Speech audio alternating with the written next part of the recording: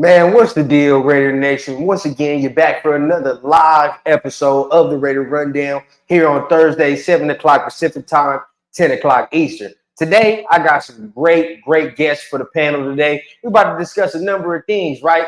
Your thoughts and feelings about last game against the Packers, one. Then we're going to discuss the injury report, what's going on for the Raiders this week. And then we're going to preview the game against the Patriots. So without further ado, man, you already know what time it is. Let's go ahead and get that intro started, and let's get this live show cracking.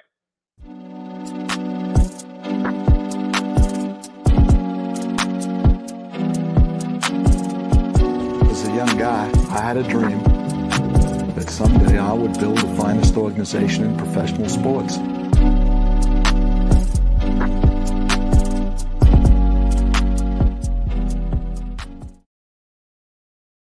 So like I said, man, we got some beautiful guests for the panel today, man. So I cannot wait to introduce you to them. Before we do that, make sure you guys tap on the like, tap on the subscribe button, and hit on the little notification bell so you don't miss any of the live episodes that I got dropping like today, man. First guest we're going to add to the panel, my boy, Afakasi Raider, man. What's going on with you, man? What's good, Rundown? Everybody in the chat, good evening for you. It's good morning for me. It's 10 o'clock a.m. Friday morning. Another beautiful, glorious day. As you can see, the sun behind me. Another beautiful, glorious day to be a Raider, right? Man, it's always beautiful, man, to have you on the channel, man, to always get your perspective, especially from that side of the world, man. So real salute to you. Next up, I got my guy, Terrence, man, the Ultimate Raider Fan 32. What's going on with you, brother, man? Sure. What's cracking? Good morning, good afternoon, good evening, Raider Nation. I'm very excited to be a part of this panel. The Raider Rundown knows how to do it right, so I'm ecstatic. Appreciate you for having me on, boss. Man, you already know what time it is, man. So I'm real excited to have both of y'all on here, man. So we're going to get right to it, right? What are y'all thoughts? What are y'all feelings now that a couple days have come and went, right? We've sat here, you know, we kind of sat with it, the win against the Packers on Monday. Let's start with you, Afakasi. How you feel about the win, man, now that we've settled and the dust is settled? First things first, salute to everyone on the channel. I see you guys, Steve, Randy, JB, my guy, Leo. Good to see you guys, and nice to meet you, Ultimate Raider fan. Terrence, was it, or would you prefer? Yes, sir. Yes, sir. Ultimate Raider fan, Turf 32. You know how it's all of them. We can use them. Nice to meet you. Pleasure to share the panel with you. Look, I've been harping on my own lives about, like, we really needed a momentum building win as the weeks were going on and the losses were piling. Like, you know, it's not ideal to start the season. What, we were 3-1 to get a win over the Packers at home and start to hopefully trending upwards.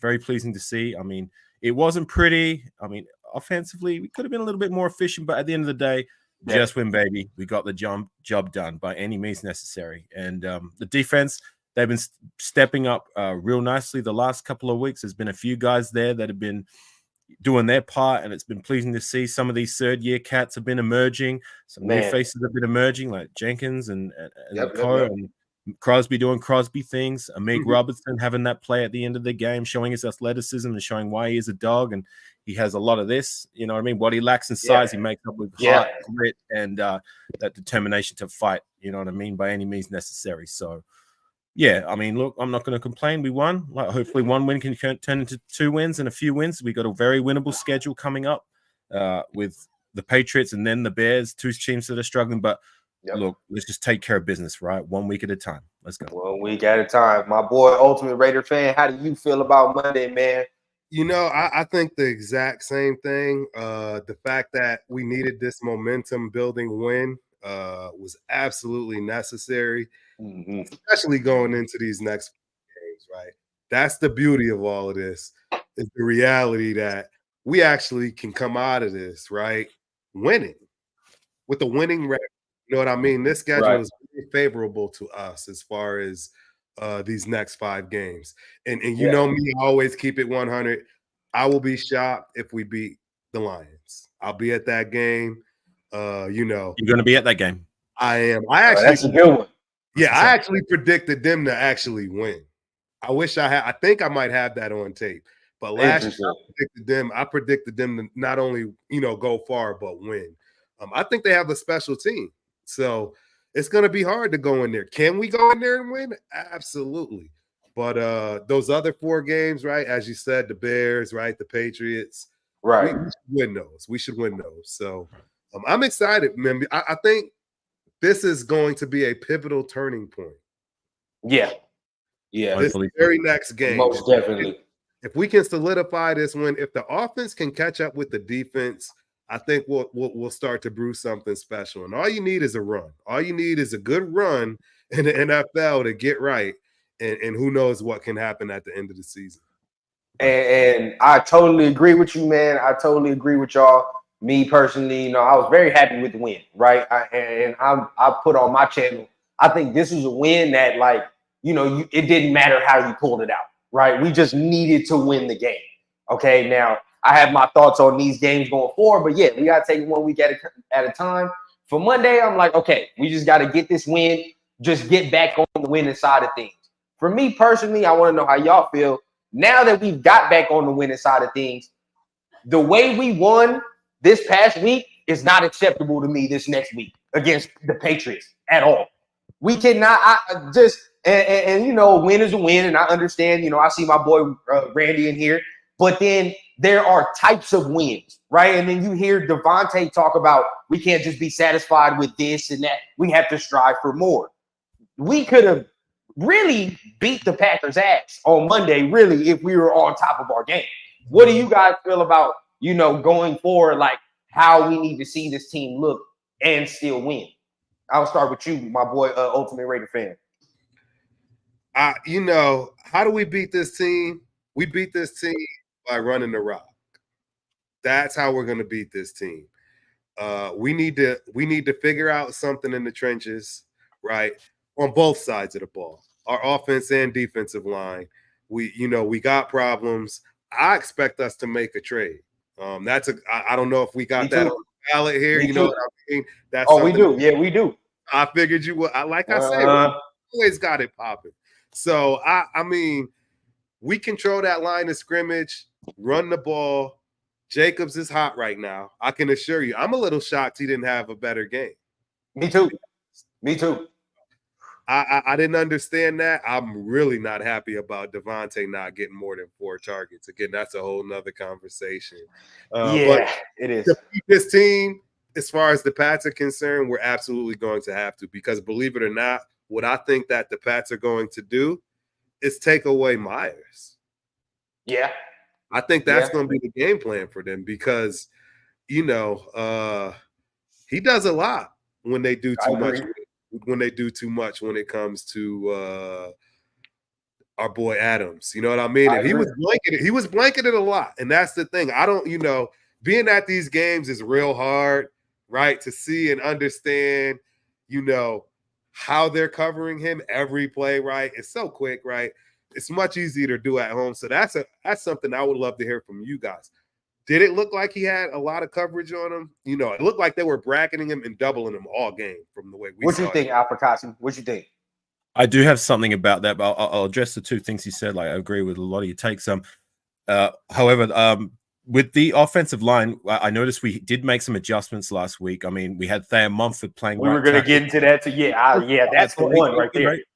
It's been pleasing to see that, like, as a 7th round guy, I mean, he's not going to light the house on fire yet, but, in his 2nd year, he's doing okay. Yes. You know what I mean? And okay is better than what we've had with guys we've drafted higher at right tackle, or we've been, better free agents, whatever. So Mumford, okay is better than being average or bad. You know what I mean? And we were running dual tight end sets. Did you notice that? Like, they were shifting to the right and opening it up a little bit more for Josh Jacobs to run the rock. And yeah, that yards per carry still isn't quite there what it needs to be. I still don't like that I'm seeing, like, even the first snap of the like that he was able to run the ball, there was 2 defenders already behind the line just as he was getting the handoff. You know what I mean? That needs to be better.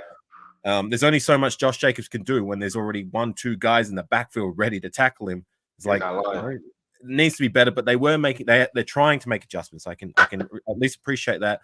Now, with Devontae, with the lack of targets, usually I'd be right there with you, but I believe with his shoulder injury, I think it's a little bit more. It's actually smart.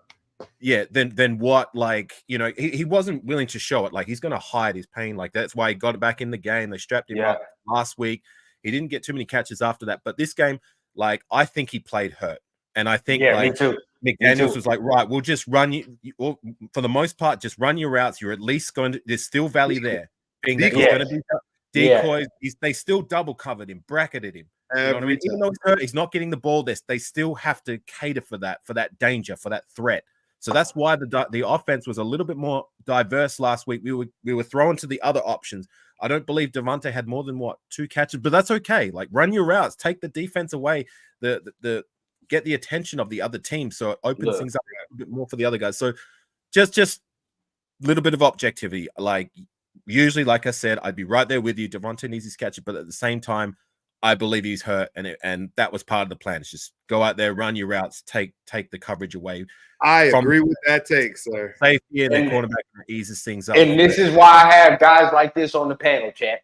See, 100%. you took the words right out of my mouth, because I don't know if you guys heard it, but after the game, when Devontae was talking to the people of ESPN, he said something about shoulder pain. He literally said something about shoulder pain in his after a game, interview after that. So immediately, and he's not a guy that's just gonna throw that around. Like, he doesn't just throw injuries around. So if he's talking about that, then it's actually something where he's like, yeah, all right, like So you could just tell, and by what you're saying, you could just tell they were trying to feed him like they normally feed him. You know what I mean? Like, because normally, if he was 100%, he's getting at least 7 catches, at least. You know what I mean? Yeah. So it's, I'm so glad you brought that up, because that's a part of it, and I know people were kind of worried about that, but I wasn't worried about that.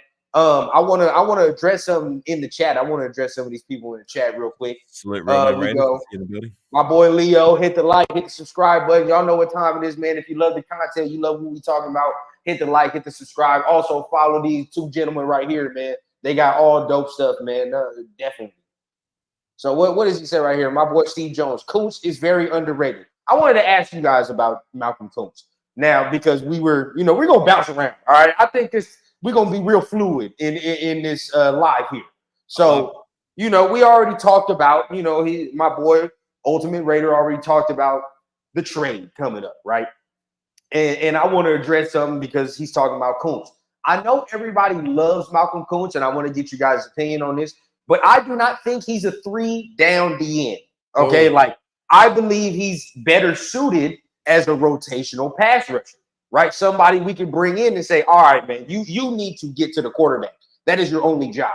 I don't think he's suited to be in here and trying to stop the run while still trying to get to the quarterback. I don't think he's like that. And that's why I think the Raiders desperately need to find another DN. What do you guys think about that? 100% correct, sir. I love Kuntz as well, but he's not that guy. You hit it right on the head. He reminds me of the other guy we had that we traded to the Colts, right? I don't never know how to pronounce his name. Oh, Unique Ngakoue? Yeah. Exactly. He couldn't cover the run to save his life, but was hell of a pass rusher.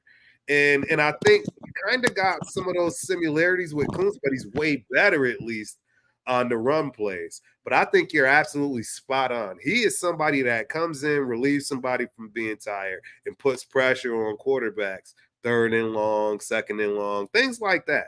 But as a every down defensive end or a rusher, absolutely not. I don't think he's that. I love Kuntz. What do you think, Afakasi? Well, I think a better analogy for Kuntz, it would be Arden almost key, right? Because at least with Unique Ngakoue was actually getting home. You know what I mean? He was getting I at least appreciated that for Ngakoue. I didn't want to part ways with him, but me either. Nobody did. No one understood that choice. You know what I mean? Like, that was the one. I wouldn't even go down that rabbit hole. But anyways, I think that would be a better analogy as it stands at the moment. However, I will say, like, look, I don't love Malcolm Kuntz. I've always liked him, and I've said it from the day we drafted him. Like, his ceiling to me is a good rotational guy, situational guy. I don't see him being that guy on the other side. But that's okay if he can develop to be like a Benson Mayo. Remember him when he was there's nothing wrong with that, because you need that. For me, was his ceiling. He hasn't got there yet. However, I do like his effort and his motor. I will never question that. You never see the lack of it whenever he sees the field. He's always hustling. He's always trying to make plays. And right now he's getting a lot of QB hits. I just want him to get home. You know what I mean? I want to see him getting to the quarterback and making getting a sack. You know what I mean? Like that would be nice.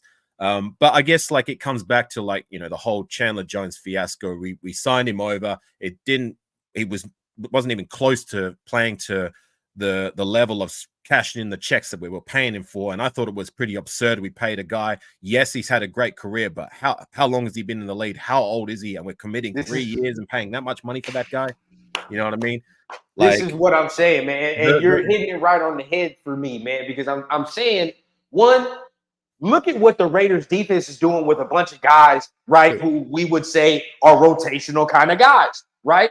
The Raiders defense is playing lights out right now. If you can add somebody to this defense that, like you're saying, is not like a Chandler Jones, who we kind of knew, you're 33. Like, what are you really going to give us? You know what I mean? Like, you might give us something here and there like he did.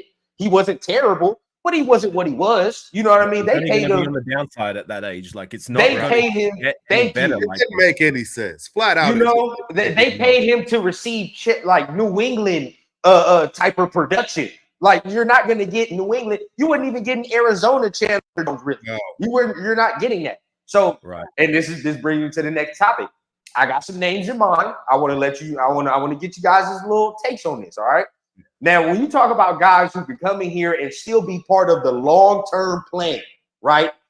I think guys like Chase Young, Brian Burns, Leonard Williams, like things. I mean, even to the point, like if Montez Sweat was type available, I think these are the type of guys we need to start going after. What do you guys think? Like, are there some names in mind you can be like, all right, this might be obtainable?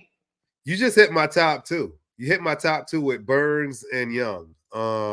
We all know what the rhetoric is out there. Look, I'll tell you guys right now. I bought my son a Renfro jersey. I was expecting to buy a Renfro jersey, but there's a lot of talk about the Panthers, right? When it comes to Renfro, and I think it makes a lot of sense if we can get a 1-for-1 trade. You were going to have to pay all that money for that defensive end position anyways, because you gave it to the guy that now you had to take it from. And there's no way you're going to get somebody in here that's ready to play right now, right? For anything on a budget. Let's be honest. And then you blew the budget with this guy, so you might as well blow the budget with the guy you bring in that you're taking that money back from now. Burns looks like the best one to me right now, just based on the fit, right? Because things have to align. We have to make sure that, right, the person needs what we can give in order to get. I don't want to lose Renfro. I love Third and Renfro. I love Hunter Renfro. He signed my white hat. In fact, I wear it to the game. If anybody's seen me at the away game, I have on my white hat. That's the signature on it. Exactly. Right. That's the signature on it. It is Hunter Renfro. So I don't want people thinking that I'm just there trying to bash him or want him gone. I'm just trying to get value for what we need. And he is not getting any targets right now, whatever the purpose is. So it's okay to do this trade, if you ask me. That's my 2 cents on it. Yeah, I mean, before you go, Afakasi, I want everybody to understand. All right, I've been saying this since before the season started, that you must get ready to say your goodbyes to Hunter Renfro. And I didn't say that because he's a bad player. You just see the writing on the wall. When you sign guys like DeAndre Carter and you draft a guy like Trey Tucker, who needs more targets, by the way, but you draft a guy like Trey Tucker, it's just telling me like, okay, well, we have guys that do the exact same, not the exact same thing, but in the role that we need them to do, they're doing it better than Hunter Renfro at this point. So we have to start getting ready to part ways. But what do you think, Afakasi? I think the key word with what you said is at this point, like, I don't believe the wide receivers outside of Devontae Adams, like even Jacoby Myers, like at Renfro's best, he showed in the previous years before his injury, he's one of the best slot receivers in the game. Now, we call him third Renfro. He's third and not even getting looked at. And Exactly. especially in those early games, he was getting wide open, and people were talking about like how he only runs the China routes. Well, the routes he was running in that first game, he was running standard routes, getting open. He's not even getting looked at. One would have been for a sure thing touchdown. I don't know if you guys noticed that, but I've highlighted it on my lives.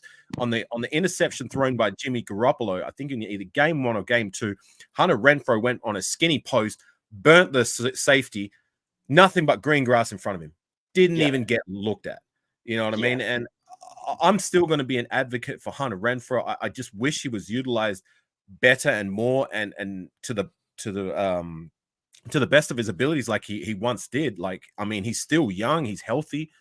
I don't know what it is, but like you're talking about like a hypothetical trade with the Panthers. Like, I don't believe they would go for that, being that like if we're going to trade with the Panthers, like a team that's in rebuild mode, they'd be looking more at draft capital than 1-for-1 swaps, right?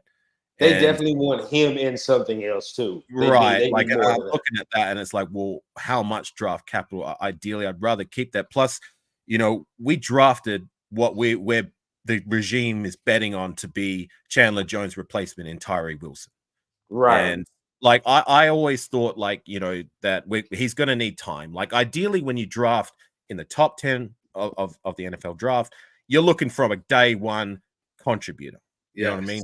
From day dot, the ultimate bullseye would be like a game changer. You know what I mean? Like the likes of Khalil Mack, the likes of Josh Jacobs, who came into the league, first round draft pick, and is that guy. Unfortunately, Tyree Wilson, he's not going to be that. He's starting to trend upwards. You know what I mean? He's showing some improvement, but he still needs time. It's just unfortunate with the whole Chandler Jones fiasco. We're banking on him, and we were just talking about Malcolm Kuntz to contribute more now than what would have been ideal, because we were looking at, like, especially with Tyree Wilson, to be like a down the line kind of guy. That, like, at the very least, the Robin to Max Crosby's Batman. Yes. At best, you know, both of those two are balling out, but like, it's not going to be that. And I don't know, like, being that we've bet on Tyree Wilson to be the future. Are we going to trade? You know, make a trade with draft capital for a defensive end if he a good one, he might be. Like, I don't know. I got to admit, like, I don't watch too much Raider football, outside of Raider football. Raider football, I will move heaven and earth to watch. Hold on, I'm gonna give you his stats right now, Afakasi. See, and there's only one reason why I would say Brian Burns is a no. The only reason that just is he's 25. Like, you know, like, you're keeping him for a long time. Now, if you wanted to say, like, it's going to be him, Tyree, and Max for 3+ years, I'm fine with that, if that's what you want to do. But at the end of the day, like, to me, if you get Brian Burns, Tyree is not playing a lot of end. He's just not, because Brian Burns is going to play a lot of end. So he's going to have to start learning how to play D tackle. Yeah, he's got to learn. Which I think Tyree can do. But I don't think they're willing to put him there at this point. You know what I mean? Like, he's not there yet. I'm going to tell honestly, you. Yeah. Real quick, I was going to. He has 4 sacks right now. Brian Burns has 4 sacks right now. Max Crosby is the only guy on our line that can win 1-on-1. If we brought Brian Burns in here, immediately that 4 sacks is going to turn into 8 or 10. I swear to you. I agree. It's gonna turn into 8 or 10. He's that good. But then, you know, a lot of people want to de-tackle. I still think you need an end. I mean, Daniil Hunter is a name that's, to me, you could bring. He's 28, kind of older. You know what I mean? But he's not too old to where you're not going to get no production out of him. That's a guy, if you want to look older. But Leonard Williams is a guy, to me, immediately I would do that too. Right.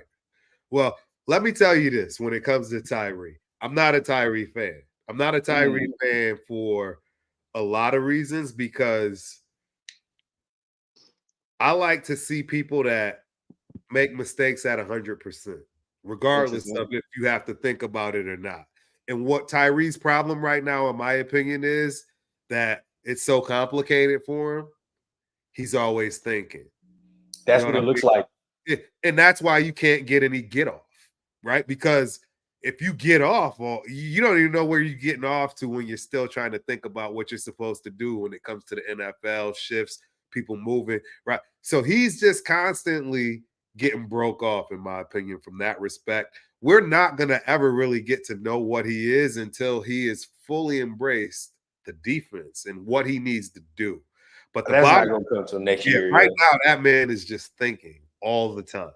And it's not, you can see it. I mean, when you get cracked down on by a freaking wide receiver and you get put on your behind like that, you know what I mean? Let alone your hand being in the dirt and Max Crosby is halfway to the quarterback already because you're still thinking, that's a problem. And I don't know if he's ever going to get up to speed, right? That's the other thing I have an issue with, because the bottom line is you can't be stupid in the NFL.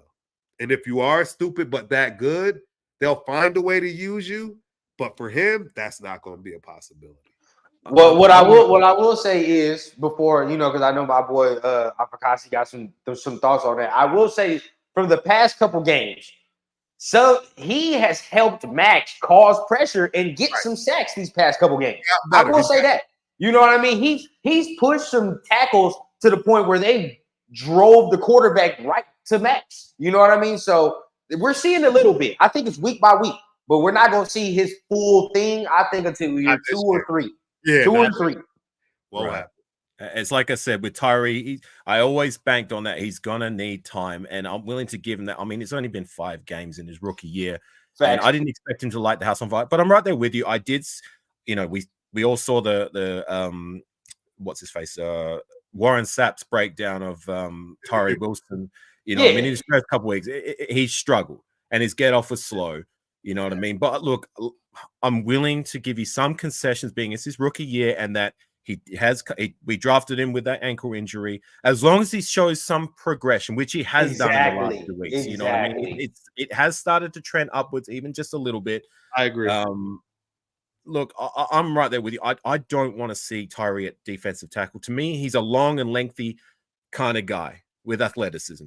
You know what I mean? Like, I think that's better suited from the outside. He doesn't have that large frame to take on these big centers and guards who may double team because he's coming in the interior, and he can't use that athleticism to get to the outside. You know what I mean? Like, I don't want to see him on the inside. I'd prefer he hones his craft in on the outside. And like I keep saying, we're just going to have to.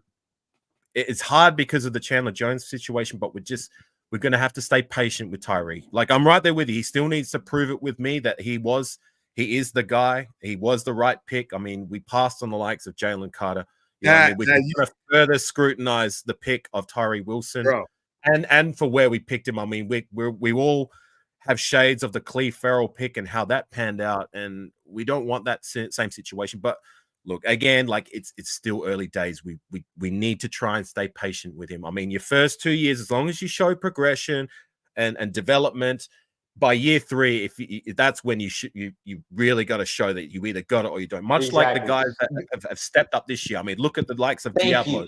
Look at the likes of Trayvon Moore. Look at the likes of Trayvon Moore. All of those guys still had question marks up until their 3rd year. They've all shown 3rd-year leaps so far. Even Malcolm Kuntz, to a point, is starting to show some things like, yeah, he's not going to be a bona fide starter, and I don't want him starting, but like, as a rotational guy, he's doing his thing. You know what I mean? So you're right. Once again, we just have to try to be patient with Wilson. It's just unfortunate he's not the day-dot game changer. I got to put this one out here, rundown. Look, everyone knows how I feel about McDaniels. Not a fan in any way. Right. I've always praised and preached Ziegler, but I'm always objective, and I'm going to keep it 100. Ziegler's got some problems because the bottom line is you cannot make the mistake of not taking Jalen Carter over Tyree Wilson in our situation. That can't happen ever again. Yeah. I will say this, though. As the GM, where you're picking first at that position, the bottom line is you act like Afakasi said, you have to pick somebody that can come in and play right away. There can't be the ultimate bullseye situation. But I think 4th or 5th round, you do not get a project at the number 1 pick, particularly when it fits exactly what you needed. Imagine Jalen Carter, and who cares about anybody else along with Max?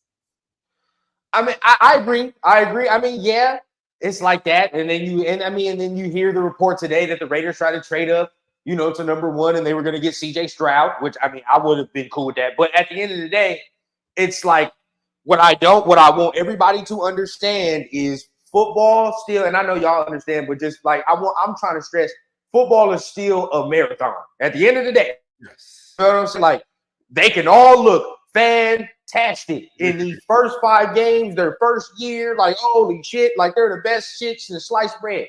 And then you get to year 2 or 3, and it's like, well, what the hell happened to he's not doing like he used to in his rookie year, and and then you see some dudes who are like, okay, his first year was second year, you're like, oh, okay, you get a look, and then third year, you're like, okay, that's a dude, that's a guy, Colton Miller, So thank you. Man, everybody was ready to get rid of him immediately. Colton Miller's first year, we were ready to be like, oh yeah, that's not it. And now look how we look at him. You know what I mean? So I just say, for as of right now, it's not looking good. But can we, if we're saying the same thing a year from now, then it's like, all right, that was a terrible pick. Yeah. But if a year from now we sit here with a different tune and we're like, oh yeah, bro, like at first we didn't know, but now we're like, yes, then we can now say, all right, that was a good pick. So I think time tells whether a draft pick is really good. You're right. But the bottom line, bro, real talk, this whole Jalen Carter, Tyree Wilson thing is never follow him forever. I'm right there with you. Follow Ziegler forever. Yep. And as long as that's the situation, we're going to be criticizing everything that man does, man. You are correct. Problem. That's the problem. That's why I'm saying, look, I don't like the guy. I mean, I don't like McDaniels. Ziegler and McDaniels were a team. So, that's forever going to get criticized. You are totally correct. I have a take on that. Ultimate. Look, I'm right there with you. Like I throughout the draft process, I was pounding the table for the best chance of getting a game changer if he's available is Jalen Carter. However, I do understand why we didn't make the pick. I mean, if it wasn't for like the off the field issues in our recent history with players coming to Vegas, and it's just I'm telling you, can't let that dictate that. Like I if that was a regime, I would have hot stepped to the podium, much like they did. Remember when Khalil Mack fell to us? Hot step to the, we couldn't make that pick fast enough, and the rest is history. Right. You know what I mean? Like if it wasn't for that, if we were in a better position where we hadn't had such a recent run of these off the field issues and being in Vegas, then I'm sure they would have done that. Unfortunately, we're a team that we couldn't afford to take such a risk. You know what I mean? And that's why I do understand why we passed on him. You know what I mean? And I agree. Hopefully it turns out to be the right call. Because at the end of the day, like I'm going to trust, because the regime, they had him, they had him for a visit. They did their due diligence. And I'm just hoping that it's the right due diligence that they did in terms of doing their background research and them saying, no, we cannot afford to take the guy. The same due diligence, which I wish they'd showed for the likes of Damon Arnett. Remember when they said they did extensive research? They'd never done as much research. John Gruden's research. You all know how that turned out, John right? Gruden's research. Well, terrible. Well, and that's the thing. I'd like to know what type of research they actually really did, right? Because the reality is, you know what I mean? The guy he had one issue. I've never heard of Jalen Carter having anything other than one issue that, to be honest, technically is really not even an issue. I'm not, somebody passed away from that situation. Right. So I'm not taking it lightly, but it's not like he actually was in the car with him and he was, right? I mean, that wasn't really my issue with it, really. I didn't really care. I didn't really care about the car thing. What I cared about the combine thing.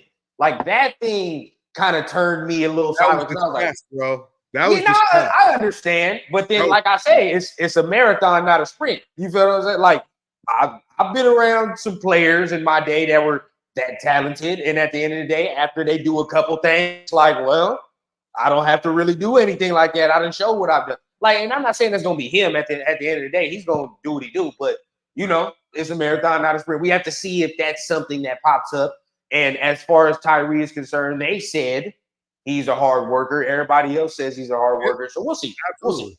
I guess, maybe I might sound like I'm contradicting myself because I did encourage patience with Tyree Wilson, but I guess at the same time, yeah, I gave the example of Colton Miller, a guy who struggled in his first season, was able to put it together in time and prove to be the guy at left tackle. With that said, I guess like it also leaves a bit of a sour taste in our mouth with guys that we've been waiting to develop and they never panned out. I mean, the pick of Colton Miller on the other side of the coin, we had the likes of Cleve Farrell, Jonathan Abram, Damon Arnett, Garyon Conley, Alex Leatherwood, you know what I mean? Like, you know, these are the kind of picks that I've left a sour taste in my mouth with guys that weren't able to contribute immediately that we drafted in the first round specifically. I'm not talking about later round, just talking about round one. You saying that, and before we move on to this next topic, you saying that is why I don't particularly care to hang on to a first round pick at this point. You know what I mean? It's like we traded a first for Devontae. We knew what that was. You know what I mean? It's like, all right, well, why not trade a first for a pass rusher if you're like, yeah, well, we know what that is. You know what I mean? You can't mess up. And then you can't mess up that. You can't mess that up, bro. Like we looked at that year when we traded for Devontae. We was like, we don't need no first round pick. We got 17. You know what I'm saying? Like we're straight. Same thing if you get a pass rusher. We got to start going all in and investing in this defense. But as we talk about the defense, we're gonna transition to the offense. And I'm gonna ask y'all one simple question. Yeah. And this is something I believe, right? And you guys are entitled to your own opinion. I believe, and do you guys believe, that Aiden O'Connell gives us a better chance to win than Jimmy Garoppolo? I don't care. To me, just eye test, even from his first game struggles, I think Aiden O'Connell gives us a better chance to win than Jimmy Garoppolo. I just do. What do you guys think? Go ahead. I think in time, yes. Right now, I don't think he's ready for the big lights, unfortunately, and I think it showed in that first game jitters. Yeah, look, I'm not gonna come down like a house of bricks on the guy because look, he's a rookie. It's his first start. He did struggle, and I kind of assumed as much. I was hoping on a prayer that like it might turn out, you know what I mean? But like it should turn out in time. At the very least, Aiden O'Connell's going to be a good backup quarterback at the very floor. His ceiling, maybe, possibly it could be more. He showed flashes of being pretty friggin' good in preseason, but as it stands, like reluctantly, I'm gonna disagree. Like I just don't think he's ready yet. Maybe down the line. I mean, yeah, you could go with it like effort. We'll just trial by fire. Just throw him in there and see what fits. But I don't think we're quite there yet. You know what I mean? Like I'm not a fan of Jimmy Garoppolo. You know what I mean? He hasn't been efficient enough yet. I mean, we have gotten wins, but like the offensive side of the ball could and should be better, but it isn't. You know what I mean? He has a lot to do with that, as well as our offensive line struggles. But reluctantly, I do disagree. Just as it stands right now. Okay. Down the line, yes, he should give us a better chance, but he needs time, and I just think that first game it spoke volumes to me that like he's just not ready. He's not ready. He's not confident enough to handle the big lights yet. He just give him a little bit of time. I would agree he's not ready, but the only reason I think he's not ready is because of our offensive line. That's why I think he's ready. All I'm saying, in my opinion, he's our best chance of winning football, no matter how you see it, whether he's ready or not. The line is the problem. Yeah. And we're seeing this in Jimmy G. This is why he was out on protocol. And he was almost damn near out this game on protocol. I don't know if how many people saw him getting smacked up and limping around. I'm like, oh, is it that foot? I'm wondering. I was asking at the game, every other play, which foot is it? Nobody could tell me which foot that he hurt because I know it's very significant due to the fact that if he's got an injury, actually, I don't even know if it matters. It's just an injury in general. He's standing a chance of losing a lot of money. But the reality is Jimmy G is not it. The bottom line is what we're about to deal with is a lot of 8-man and pressure. And sure, it may look good a little bit here and there, but when we play a real team with a real defense, right? Yeah. It's going to get real. Because they realize right now that Jimmy G can't throw the ball past 40. It's going to get real. Right, I just wish that like we wouldn't be in this situation where our next option is a kid who, like I said, isn't ready. Why do we have Brian Hoyer on our roster as our next option? Like, Look, why didn't we go out and get somebody at least a little bit who gives us at least a little bit better of a chance to win? Yeah, people were saying he's a good player coach and he helps Aiden O'Connell develop. Well, so what? Give him a clipboard and make him an assistant coach. Why is he taking up a roster spot? Shit, I'd rather take a friggin' Cam Newton as our backup. But I'll tell you, I'll chime in with this. I'll say this: that first game, yeah, you know, we saw very jittery. But to Ultimate's point, the offensive line wasn't good, right? Another point: if every rookie quarterback was judged by their first game, they'd all be terrible. Or most of the 85 to 90% of them, we'd say were complete dog shit. Right? Manning. Exactly. John Elway was the worst thing that came out of anything when he and when I watched the film back of that game, that first half, you can tell what you're saying, because what both of us are saying is true. What you're saying, Afakasi, that first half in that Chargers game, yeah, he was like, okay, yeah, this is it. They're so fast, the lights a bit. That second half, bro, he said, fuck that. I'm not going out like that. You know what I'm saying? Like, and I swear to you, that if it wasn't for that dumbass call at the goal line, we would have tied that game. Whoa. I just think he has the offense humming vertically more than Jimmy G can have it. That's my whole thing. Like, we can do the whole jet sweep shit all day. You know what I mean? Like, which we don't with Trey Tucker. We can do that all day. But Jimmy is not going to stretch vertically. He's just not. They don't respect that. No. Aiden, for what it is, I feel like if you leave him in there and let him get more comfortable, then by time we're going to be like, oh, he's cutting motherfuckers up. That's just my opinion. But, you know, like you guys are saying, maybe they don't think he's ready for the big lights either, though. I mean, who knows?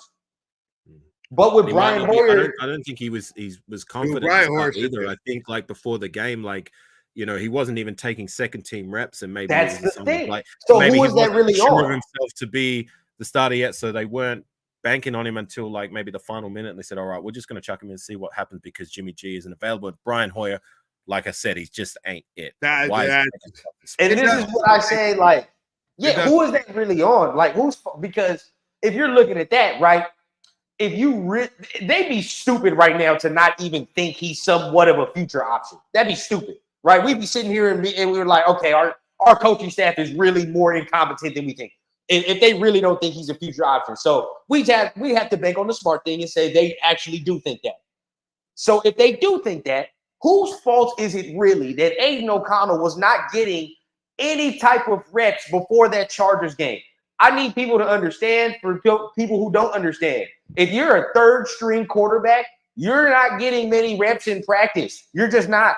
You feel what I'm saying? Like you're gonna get a scrap of whatever the first and second team quarterback is getting. Clean up duties. So if he was actually the third string quarterback and he was getting third string reps, and then the day of the game, they were like, oh yeah, we're gonna throw him out there. That's on the coaching staff. That's not really on him at the beginning. It's not. You're absolutely right. I mean, first and foremost, bottom line, Hoyer needs to just go away. He just needs to go away. I mean, the bottom line, Jimmy G should be the Hoyer for our team. Bottom line. Yeah. They need to go get somebody, right, that's better than him and put him behind O'Connell, if you ask me. Yep. I think I do think O'Connell should be playing, right? Bottom line is, you know, the only negative of him playing is the fact that he can get hurt. Yep. That's the negative. Only negative, but there are way more positives for him playing right now because Jimmy just is not it. Jimmy's not ready. We talking about O'Connell's not ready. Guess who else ain't ready? Yeah, because I argue to you the things we're seeing Jimmy do. Yeah, we're seeing Jimmy do rookie things. You know what I mean? Like, we're seeing Jimmy make rookie mistakes. And we're like, okay, well, we expected more from what we're getting. And there's no, I mean, I see Randy. Look at my, I mean, first of all, yes, number one, should have did that or just drafted a goddamn rookie like I was preaching the whole time. You know what I mean? That or get a rookie. But at the end of the day, you see Jimmy. I can argue it's like, what's the difference? Like, if I'm gonna pay a veteran, I'm paying a veteran to play the way he's playing, Randy. That's all I'm saying. Like, I'm paying his ass to play this way. There's no way you can justifiably tell me that the rookie can't do better than what the hell I'm paying this top tier or top money quarterback to do. Oh, my guy's back. Hold on. Yep. There we go. I agree, bro. And that's where the rub is, right? That's where, because the other truth is we do have to find out what this kid is. Period. Whether you like it or not, because we're in this position to have to do so. I mean, look, the day of that first off and foremost, let's everybody understand we're never going to see a Mahomes. We're not getting a Mahomes. No. Caleb Williams, I don't care what that projection is. He's not a Mahomes. Until we have to see that. In a lifetime player. We're not going to just pick that up in the next 5 years in the draft. I'm sorry. I don't know why people think that. Now, okay. This is what I'll say this, right? As far as that, yes, you have to focus on this year, but as a coaching staff who honestly thinks they're going to be here in the long term, you'd be stupid to not understand what's coming out next year in next year's draft. So this is the next reason why I keep saying to play O'Connell, because it's like you just said, we have to know what it is. You know what I mean? We cannot, because this is what my fear is. My fear is McDaniel puts him out there for the last 3 to 4 games. He looks pretty good. And then we're like, oh, yeah, we can go into next year. And then we pass on a quarterback, right? If we can actually get one. And this is what I'm saying. 3 to 4 games ain't no size. Like, that's nothing. You know what I mean? Like, anybody can look good in 3 to 4 games. So at the end of the day, we're going to that with false hope. Instead of just saying, all right, we pretty much know what this is. It's not what it is. And then let's actually get a bona fide guy next year. You know what I mean? Like, that's my thing. 100%. As unlikely as it would be, like you said, like Patrick Mahomes is a generational talent at quarterback. I mean, as unlikely as it would be to pick up a player that can be, at the very least, the face of the franchise or the next big thing at quarterback. I mean, Patrick Mahomes was picked at what, 14, 15? Yeah. I mean, he wasn't exactly. I remember that draft. You got to be right. Exactly, you just got to be right. He didn't have great stats from that. No, exactly. No. Tom Brady. Correct. It's very well documented. He was a 6th round draft pick. You know what I mean? Like, it's not outside the realm of possibility. Like, I'm not asking for a Patrick Mahomes, but our own generational kind of talent. Like, as unlikely as it is, and as with our recent history with our 1st round draft picks, like, it's even less likely, but it's not outside of the realm of possibility. I don't think people notice. For a 1st round quarterback, period, not first pick or first pick, whatever. 1st round quarterback, 5% of them make a Pro Bowl. I'm not talking Super Bowl playoff wins. It's just, it's the dice roll. 1 Pro Bowl, 5%. That's the dice roll. So why do you think you're going to find your savior in the first? It's never going to happen. You're picking early and in the 1st round for a reason. I argue this. You just got to be right. Yeah, you just Purdy is the last pick of the draft, and I would take Purdy damn near over any other goddamn quarterback right now. That kid is ridiculous. Go watch tape on Purdy.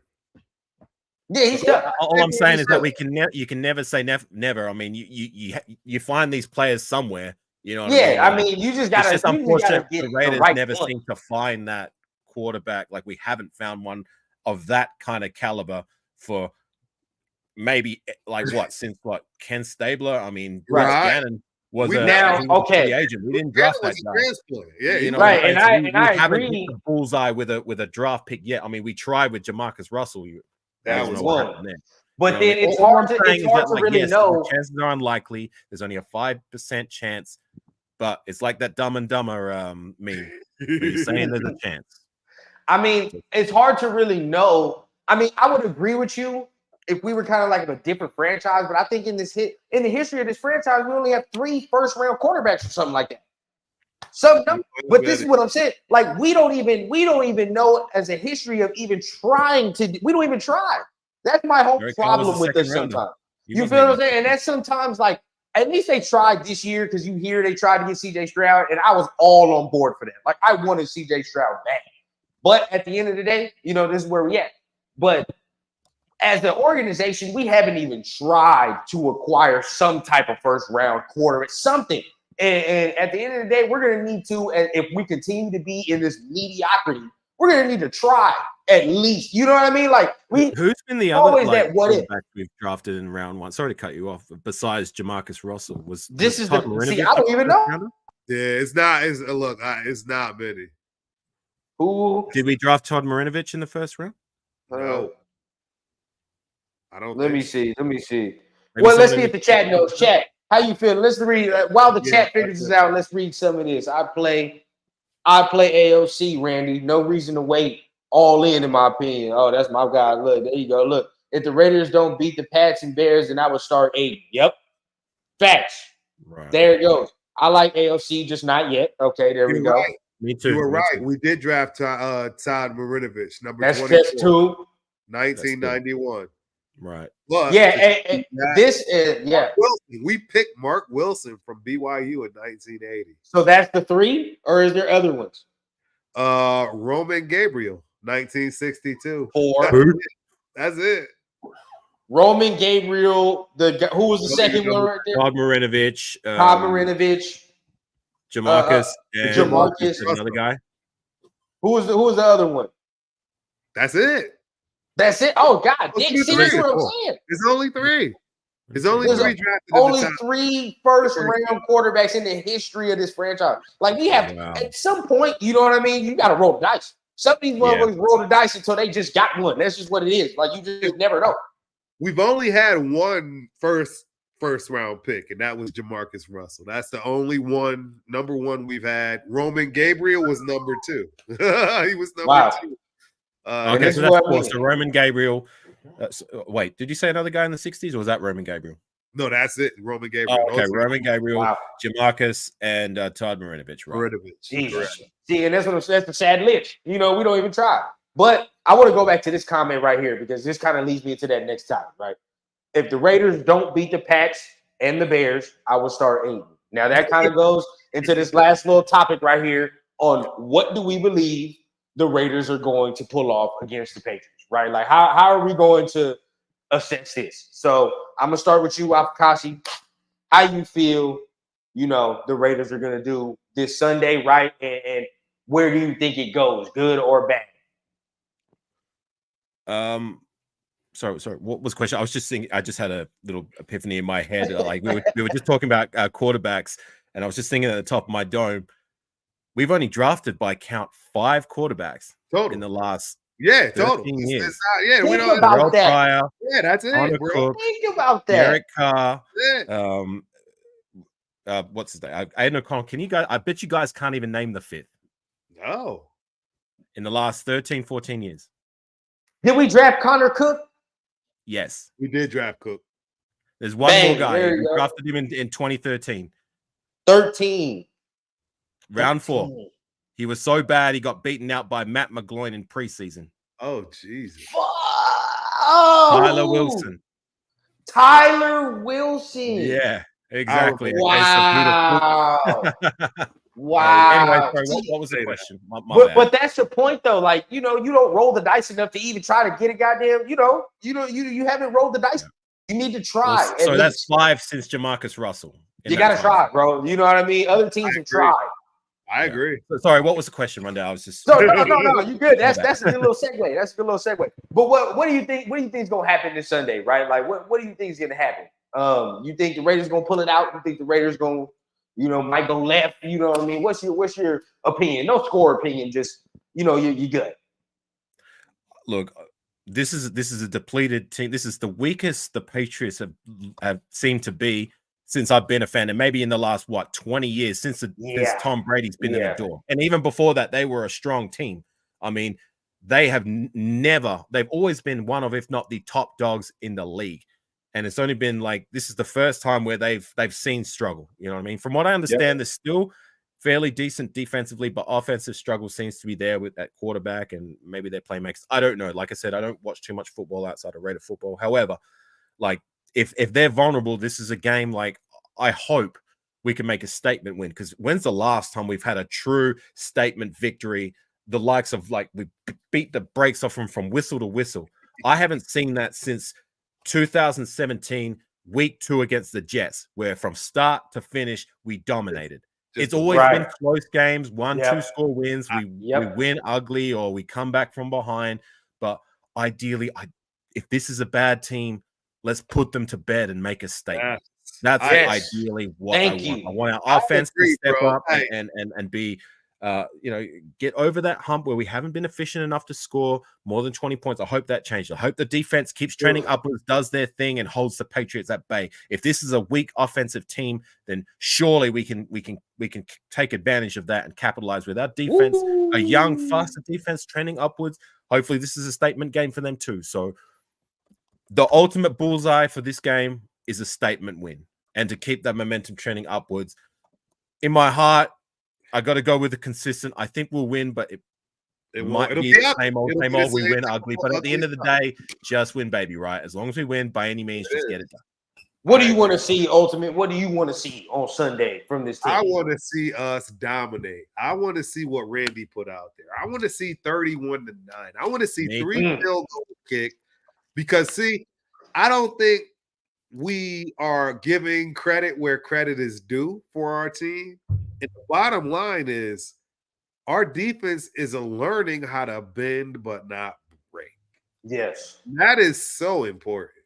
I don't think people understand how very important it is as a defense to know how to bend but not break. Yes. And that's where we're headed. If we can actually get the chemistry on the offensive side to give the defense a little bit more to, cheer about, etc., I think you're going to start opening up those cans of whoop ass like we all want to see. But it has to be that. It has to be right.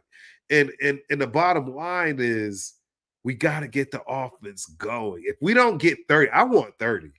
Yep. I want 30. Look, the Patriots are down bad. I've not seen the Patriots down bad like this in a decade. Look, they lost their best tackle. They lost their rookie that was playing lights out. Another guy I think we might have could have picked up that. Hey, look, I love Ja'Cory Bennett, but let's keep it 100. Yeah, Christian Gonzalez. Yeah, I wanted Christian too. I would have took him. If you look at where was he in the numbers over Ja'Cory Bennett, 15? bro, I think we had a chance to pick him. I would have traded down to get him. I would have did it. I'm just saying. I think we should dominate this team like everyone else has because of the missing pieces. If we can't dominate this, and I'm not saying, look, I don't see us getting to the playoffs, and I don't think that's a bad thing. But if we can't dominate this game, it's worse than we think. Exactly. That's if we that's can't my dominate point. this game, it's worse. We have never seen Bill down like this. Bill is down bad. Bill is looking to retire or move. He's like, yeah, I can't take this pressure. Everybody's saying that Brady was what did it. And that's the truth. See, that's the other problem I'm having with what we have. I don't mean to go on a rant, but I got to say, the Patriot way is the Patriot way. But guess what?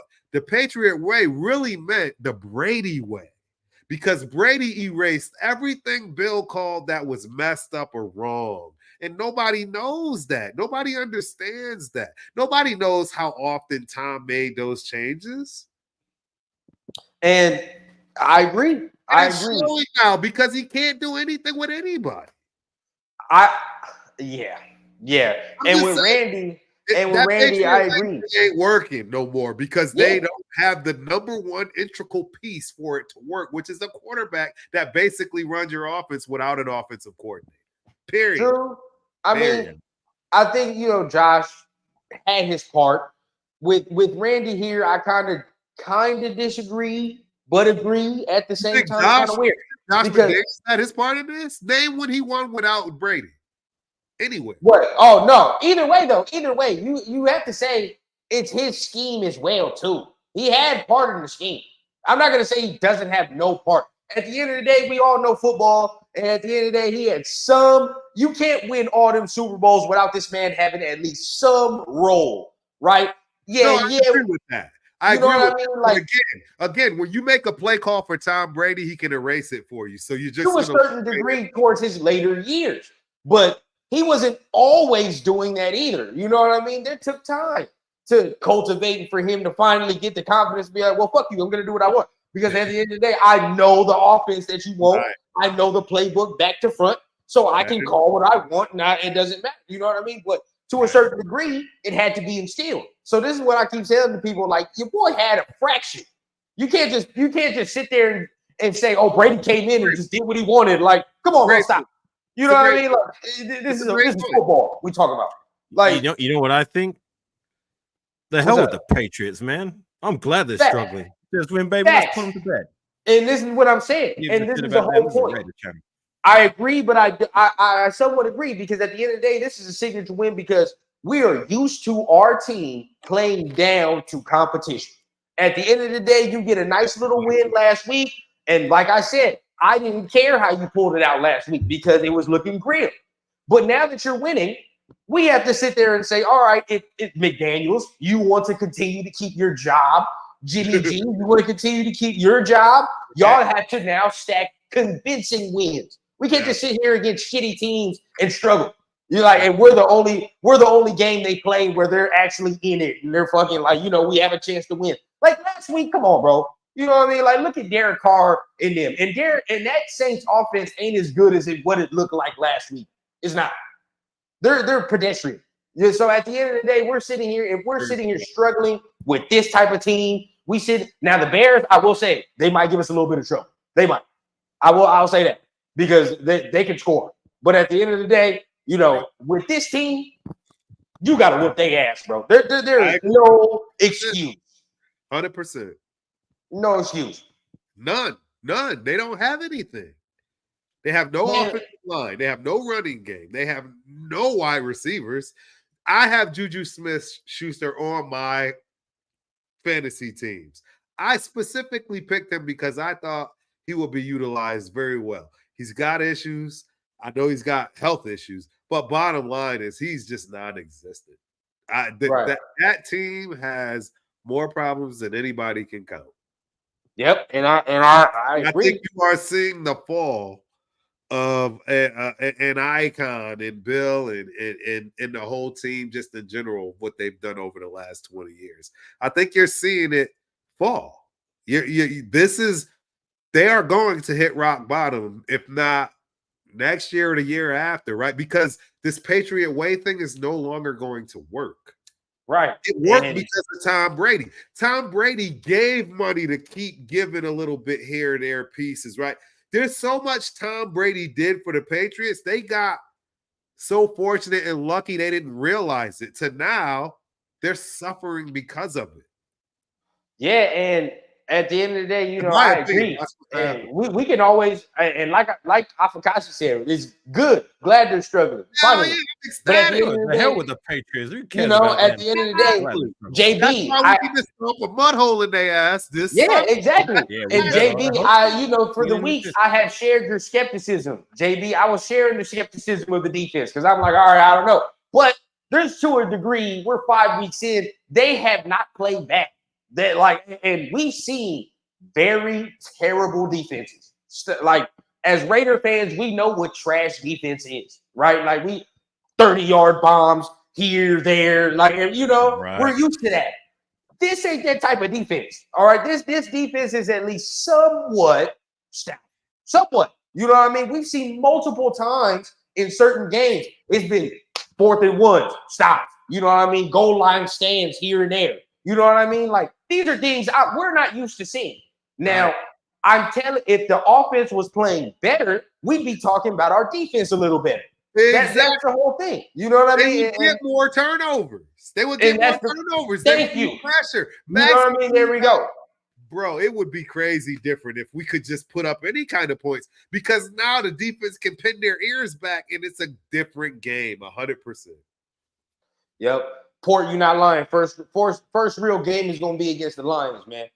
first real game gonna be against the Ain't gonna Lions. look pretty, in my opinion. I'm just letting y'all know that. We gotta take 1 week at a time. We got and if we're getting better week by week, looking to the future. Like let's look at this week first. Take care of business against the Patriots. Hopefully, we get that statement win. Move on to the Bears. Hopefully, we take care of business against them too. And then we got some real momentum coming up against a good team. Our first test, as you said, so we get all the wins. Like at the same time, like I kept saying, 1 week at a time. Let's not stack the wins. Too far forward to 2 weeks, 3 weeks from now. Focus on the now, Patriots. Let's get the job. I'm telling you. I mean, if we look right, I really do think right there, because you just have to see the talent that's on the team. Teams are looking at us and saying, "All right, if these motherfuckers start catching fire, you know what I mean? Like we're gonna have to look. We're gonna have to watch out. It's like we're gonna have to catch. It's gonna have to be a side eye, because at the end of the day, it's not like you don't look at this team and you're like, okay, there's some dudes on here. So this is the type of team that can beat anybody. You know what I mean? But it's to the level of how are we going to play? Are we gonna beat ourselves? You know what I mean? And that's what a Raiders fan dilemma is, because we continuously watch talented teams beat themselves. That's what a Raider fan sits there and watches every Sunday, Monday, whatever, bro. Raider teams beat themselves. So this is what we have to avoid, coming into these weeks. But once we get against the Lions, that's going to show. But you have to, like Afakasi says, you can't get to the Lions and not handle business here. You know what I mean? You got to handle this business here. Look at the now. With our game against the Patriots, that's the way that the full focus needs to be. And just a Don Peace comment at the bottom there, he's talking about the defense. Yeah, that one there. I'm right there with you. I mean, we made a critical stop and nullified them to only take 3 instead of 7. If it wasn't for Marcus Peters, he got that was smart as shit. I don't care. That was smart. I love it. By any means necessary, stopped him. That key run stuff by it was actually Jenkins and Bilal Nichols. Yes. Jenkins, I've talked about it many times during the course of the offseason and even going into the regular season. We needed someone to emerge at the interior. And we hadn't found that with the guys that we were hoping it would be, like Nichols. Like granted, he's been playing a little bit better, but Tillery, the guys we drafted, Young, Necessero was okay in the little game time that he got against Chargers. Those 2 cats we drafted last season, one's not even on our roster, the other one's languishing on the practice squad, probably going to get cut sooner or later. You know what I'm saying? Jenkins, a guy who had a lot to do with that play, I think has been a pleasant surprise. Nobody was talking about him in the offseason, me included, and he's so far, if I'm going to be honest, he's probably the best interior guy that we have. He's not lighting the house on fire, but he's doing He's doing good for what he's doing his thing. He's doing his thing. And he definitely makes up for the loss of losing Billings, right? A guy that I thought we should have kept, Andrew Billings. That's a guy that I would have been like, all right, keep him. You know what I mean? Add to that. But at the end of the day, we let him go, whatever the case may be. But I agree. We're seeing more of that type of stuff and just more intelligence on the defensive side of the ball, right? Like, I don't care what anybody says. Some people were complaining about the horse collar. I was not complaining at all. See, you stopped him and save a touchdown. That's a stop them by any means. So listen, it's part of the rules. There's a reason why college is different than the pros, right? When you get a defensive interfering pass in college, it's only 10 yards. So the bottom line is it's smart to tackle somebody after 10 yards, right? When you're beat deep and you're getting beat, it's smart to tackle and get the penalty. Now, the NFL is required to make the changes on the rules. A horse collar tackle is an illegal move and it's forced per penalty. If you want to make a real change, it will be no different than targeting, which means now your behind is sitting on the sidelines. So that's the difference, in my opinion. The NFL is responsible for making that more than a penalty so that it doesn't happen. Because in my opinion, that was the smartest play of the whole game. It saved us the game. Right. And it's not our fault that it saved us the game, because the bottom line is each and every player should know these rules and play accordingly. So change the rules, man. It's no different than the tax laws and the loopholes that the rich use to get to where they get to. Right. Marcus Peters used the loophole. And I Peter, and to want that point, sorry, Rundown, just No, real go quickly. ahead. Peters wasn't the guy who got beat. It was actually Amik Yeah. came off his assignment, and he thought that the safety was going to go with him. You're The right. safety ended up dropping You're into right. a different zone as well. That And guy had I'm a free glad you release. But said what that. Marcus Peters coming across the field, initially he got embarrassingly shaken out of his boots, but at the very least, he made the critical That's what stop, you do, bro. which turned out to be a game-changing stop. Like, granted, it was through nefarious means, but what do we keep saying? Hey, man, I would have gave him a game ball for that shit. I would have gave him a game ball for that because I'd have been like, hey, bro, you're smart. You feel what I'm saying? That saved us 4 points. But I want to address something that Randy and Porter are talking down here in the comments. Randy says, we're going to be on a 3-game winning streak going into the Lions game. Okay, now here in Port. Even if we do beat Pats and beat the Bears, don't get your hopes up because it's all about the competition. Until we can compete with the likes of the Lions, Chiefs, Dolphins, Vikings, etc., winning games against bottom teams don't show much. Now, I will push back, and I want you guys' opinion on that, and we'll kind of wrap it up here. But I'll push back. It shows if you win in a certain type of fashion, right? Like if you win in a certain type of way, then it's like, all right, here we are. We're starting to turn that corner into saying these are teams we should beat, that we're better than, and we're not going to fuck around with. You know what I mean? That's just where we are. Yep. But if we're beating teams and it looks like how it looked last Monday, we're going to be sitting here like, oh, we're going into Detroit. It's about to be nasty. You know what I mean? Like it might be nasty. So at the end of the day, what do you guys think about that type of comment right there? Let's start with you, Ultimate.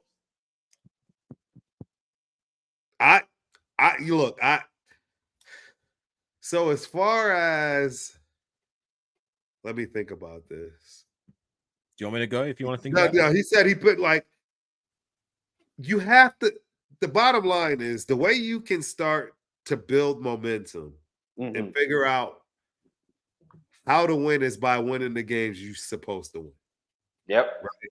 So because we're supposed to win those games and we do, isn't meaningless. It actually means that we're starting to turn the corner, right? Yep. Because there's been plenty of times that wasn't the case, right? It always brings me back to my lowest point, which I'll never forget because I sat in the stadium and they literally had to kick me out. And that was against the Cardinals when we scored zilch in the second half, right? I'll never forget that. That was a game we were supposed to win, right? Which game was that? Last year against the Cardinals when Kyler Murray was doing all that. We were up by 20 in the second half. We were up by 20 when the second half started. And didn't My boy Tony, what's the deal? So what that says to me is, and that's why I'm giving pushback on Port, because the bottom line is you can evaluate your team on these wins that quote unquote don't mean anything. They actually do mean something, because when you start beating those teams like you're supposed to, it gives you perspective and it gives you confidence, right? It gives you that momentum in the builders to continue to move on top of it. Yep. Things don't just happen overnight. There you go. We got to see them develop. These Super Bowls, right? And then that's the other thing. I mean, there are 12 teams in the NFL that still have never, ever, ever won anything. That's over a third of the league. It should tell you something. It goes down. See, and people don't see this. Everything has to work right. If you go to a game, you'll understand where stuff is not right, and then you'll just get it in a way. Like these last two home games, I can specifically talk about. I've never missed a Raider home game at the stadium in Las Vegas. I haven't missed one. And what I can tell you are these last two games, whether it was because there were 5 o'clock games, right, night games, but it's been straight chaos. And I can assure you, the winning teams of the Super Bowl those years, down to the janitors in those stadiums, they were all on point. Everything didn't skip a beat. That's what it takes to win a Super Bowl.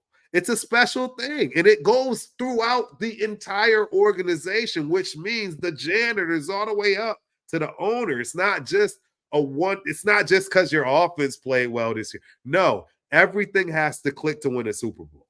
So the bottom line is the reason I'm pushing back and giving this long stance is because you have to take those building blocks. You have to take those steps. And we haven't gotten to that point yet, Port. So it absolutely does mean something when we're beating these low-level teams because we haven't been doing it consistently for the past 20 years, let alone There you 10. go. There you go. What do you think, Afakasi? Well, look, if we do win these games, I mean, against the Patriots, like I'm trying not to look too far ahead, just 1 week at a time, beat the Patriots first and foremost, and then take care of business against the Bears. I mean, that's going to do a lot for our confidence. But like, look, I'm right there with you. Like with these teams that are not good on paper, ideally, you want if a good team will put them to bed. You know what I mean? And make us, and hopefully we do get that statement win. Maybe one of these wins, hopefully both of them. You know what I mean? If we can win both and do it convincingly, that will give us a lot of confidence in going against a team like the Lions, who is a good team at the moment. So to a point, you kind of, I might agree, like somewhat that, like, you know, winning might not be enough if it's like just we barely scrape over the line. You know what I mean? Against when we come up against these better teams, they're going to just put us to bed. But at the same time, like, look, winning's winning. Just win, baby. Just take care of business 1 week at a time. That's all I ask. I mean, before the season started, I didn't think we were even a playoffs team. I thought this team still needs time. You know what I mean? And I'm willing to give them that.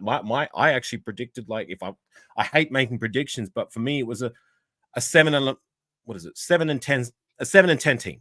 You know what I mean? Like, I gave us 9-8. I didn't think we might be give or take. I never saw us as a Super Bowl contending team. I don't even think we were barely even a playoff team. And it seems to be the case. Like, yeah, you know, we got to win last week. We're hopefully trending upwards, and I'm hoping that they prove me wrong in the long run. But, you know, like I keep saying, look, I'm not going to look too far ahead of us. It's just 1 week at a time. Hopefully we can get that statement win, which will do wonders for our confidence. And yes, will mean more going into a game against a good team like the Lions. But once again, let's not look too far ahead. You got to look at the now. Let's get this right now. Too far ahead, that's when you lose focus, and then you end up like losing these games that we should be able to beat, and we ended up like shit in the bed. You know what I'm saying? Yeah, I agree. And, you know, everything you both are saying is completely correct, you know, so, but most importantly, we take it 1 week at a time. So before we get up out of here, man, I want y'all, you know, go ahead, let's shout out your channel, shout out what y'all got going on in the future, you know, so the lovely people here, go ahead, follow, like, subscribe, whatever y'all got going on. Afakasi, let's start with you. What you got going on, my brother? And just before I shoot, I agree with your comment there, Tony. Meaningful football in December is what I want. Yeah, absolutely. And even going into January, sometime, hopefully sooner rather than later. But we're just going to have to wait and see how it all shakes out. 1 week at a time. Let's just take care of business. Anyways, thank you, Raider Rundown, for having me on the channel. Really appreciate you. I'm Afakasi Raider. That's my channel down below. If you YouTube search that, that's AFAKASI Raider. AFAKASI Raider. So what that means is I'm half Samoan. I'm born Australian. So Afakasi means half caste in Samoan. So that's where I get the name from. But Raider Rundown, been a pleasure. And Ultimate Raider, this is the first time I shared the panel with you. Yeah. Hopefully it's not the last. Really appreciate your takes. You've got some good takes. And if you've got a channel, I will subscribe and repay the love. And hopefully we can chop it up again soon. So, you know, absolutely. Go Raiders. It's been a pleasure. Thanks for having me. Let's just take care of business, and hopefully we can keep this momentum trending upwards, even if it's just a little bit. Yeah, really quick for you, Afakasi, though. What part of Australia are you from? I'm on the West Coast. West Coast to West Coast. I was just gonna say I visited Brisbane for the first time. Yeah, that's the East Coast. It's amazing, exactly. Amazing trip. You won't find too many people who come abroad and will say anything negative about Australia. Everybody loves it when they come over here for a visit. It was amazing. It's a beautiful country. You know, I'm lucky to be here. So yeah, I'm ready to start traveling. Just on that, just because I'm not based in America doesn't mean I bleed silver and black just as much as my American brothers. Of course, silver and black. The Raiders is one of the biggest parts of my life. You know what I mean? And it has been since I've been a diehard, passionate Raider fan since 2009. You know what I mean? And I've been through all the highs and for the most part the lows, but I'm still here. Screaming Raiders. Exactly. And for all our Raider fans, I just want to let y'all know, because I was there, and guess what? I ran into Raider fans hats and all. I actually posted it on my Facebook page along with their fake ass Burger King. I don't know what it's called. Hungry Jack. Burger King. Totally Jack Burger King. Ultimate, just a question about what you're saying though. Sorry to take away from it. Like you're saying, you ran no Raider fans. Were they actually Raider fans? Like, to be honest, there's not too many people. Like most people that wear the gear here is just for the fashion statement. Right. You know what I mean, like they wouldn't know who or what. Ask them who's the quarterback. That's what I thought was wild because they actually knew, man, and that's why I took that picture and posted it on Facebook. So they knew a thing or two about the team. They did. I was amazed. Okay. I was amazed. Yeah, because that's the one other thing I'll tell people. I've never ever felt homesick or anything along those lines, but for the first time, I could see where I would somewhat be homesick because of like the things you just said. It's a different world than Australia. They don't have American football. They have rugby. So it's can you imagine how I felt when I came to America and watched the Raiders playing the Oakland Coliseum for them? I actually made the pillage over there in 2019, watched the Raiders win their last home game in Oakland at the Coliseum. Finally being in amongst my people, it was a dream. Oh, I know that was fire. I know that was fire. That's probably one of your top moments of all time. Oh yeah. It was one of the greatest days of my life, man. I sat in the black hole right behind Gorilla Rilla, and I'm glad I got to experience that Oakland Coliseum while I still could, because now they moved to Allegiant. You're right. Real quick before you keep going too, Ultimate, you just reminded me something. Afakasi, I think my favorite Ultimate Raider moment is when I was in the Coliseum and Marshawn was dancing and we was whooping the Jets' ass like that. I remember I brought that game up as the last time I remember we had a beatdown was that game that I spoke about. I was at that game, bro. On the dance, we were beating the brakes off that was such energy right there, man. Yeah, that's that Oakland shit right there, man. Yeah, that's that Oakland shit. But yeah, continue, man. Where can the people find you? Where can the people find you? Absolutely. Hey, I appreciate all you guys. Thank you so much. The Ultimate Raider Fan 32, YouTube, right? There's the ultimateraiderfan.com website for all of your gear. This is a shameless plug. Yep. I built my own shirt. I don't know if y'all can see that. Yep, that's fire. Nice. Yeah, you can purchase that. It's got a Scammy on the back that brings you straight to my YouTube page. Same thing for Instagram and all those good things. What I love is that I go to all the home games guaranteed, and then the away games that I haven't been to those particular stadiums yet. I like to break it all down, from whether you want to take an Uber or a cab, you know what I mean, down to where you want to stay, how you want to move. So please feel free to tune in, like and subscribe, and I do the same. Sorry, just real quickly, I punched in your name on YouTube and I couldn't find you. What's your YouTube handle? The Ultimate Raider Fan 32. No spaces. If you put a space in it, it won't work. The at the front. Okay. Yeah. Oh, yeah. Got you. So you got to put all one word with the. That's where Randy comes up with turf, right? That was my okay. Yeah, I was trying to be a little bit. Okay, that's fire. So look, that is tough. I like that. So if any of y'all, are not following them yet, make sure you guys are following both of these gentlemen right here. Great Raider takes, man. They gonna always come with that fire. I'm gonna always have a dope panel. So make sure you hitting the like, hitting the subscribe button. It's your boy, the Raider Rundown, right? We're gonna do this every Thursday, so make sure you're tapping in. And I got my keys to victory tomorrow. So whatever the case is, man, gentlemen, once again, I appreciate y'all, man. And remember, I always keep it authentic from the clouds to the ground. Yes, sir. I need a bad bitch with an accent, serving in peace, still taxing. Just got tapped for the young cash app, moonwalking like a young Mike Jackson. Yeah, shots to the head, ride clean and still fuck feds. Realest nigga and it's on my kids, so who the fuck gon' wanna test me, bitch?